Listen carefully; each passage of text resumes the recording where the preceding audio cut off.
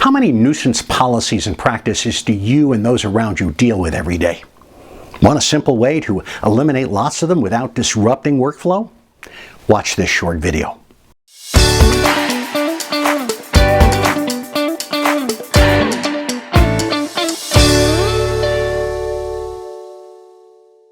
I'm Bob Wendover.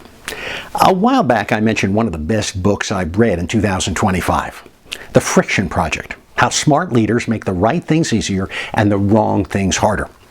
And it was written by a couple of Stanford professors, Robert Sutton and Huggy Rao. It's a well-documented exploration of how the most effective leaders are ridding their organizations of the sand in the gears kind of rules and practices that can kill productivity and burn people out. I spend lots of time visiting with managers and team leaders who complain of the endless time and energy drags throughout their systems. Now, while many of them appear necessary at first glance, closer examination reveals them to be more of a nuisance than really anything else. Here's an example from recent experience. I'm a longtime member of a professional association. They have a policy that when members reach age 70, their annual dues are reduced by 50%. I am now that ripe old age. Of course, 70 is the new 50, of course, right? But the policy also states that I may not conduct any more than 13 professional engagements if I am to receive the discount. So I thought, well, why 13? What was the particular reasoning for that particular limit?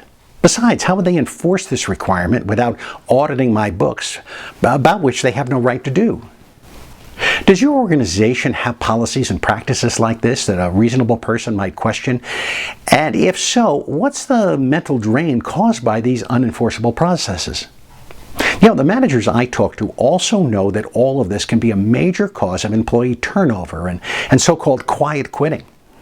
According to the Society for Human Resources Management's 2024 State of Global Workforce Culture, stressed employees are 3 times more likely to leave their jobs than their engaged counterparts. Think of the cost of that alone. But the question they have all the time is, so where do I begin to make the right things easier and the wrong things harder? Admittedly, it's kind of a tall order if you consider it all at once. Besides, who's got the time to reorder organizational practices when you can barely keep up with what's on your plate already? There is a tired old joke that goes, how do you eat an elephant? 1 bite at a time. So what does that mean in this context? You know, simply this. There are probably lots of rules and processes and practices and procedures and policies that can be adjusted or even eliminated within your organization.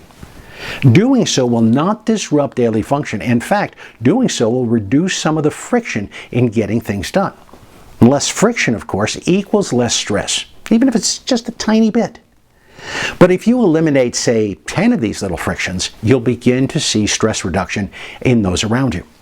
Now, want to know what the sources of this friction are? You probably know some of them.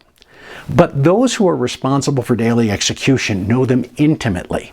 They may be hesitant at first to bring up some of these practices because they perceive them to be sacred cows or something like that.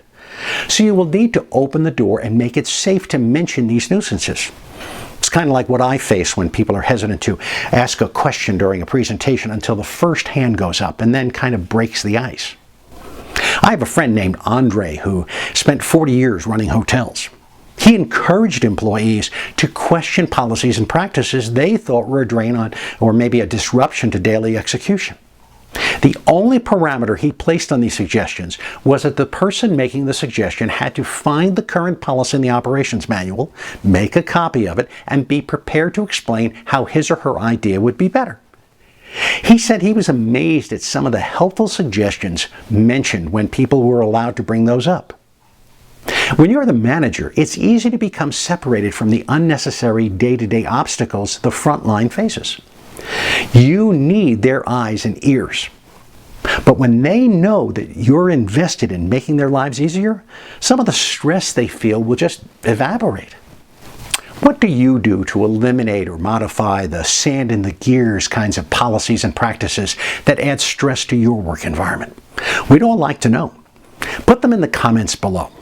And by the way, if you know of a group that needs to hear a message like this with all the practical tactics I've learned over 30 years, send an email to bobw@commonsenseenterprises.net.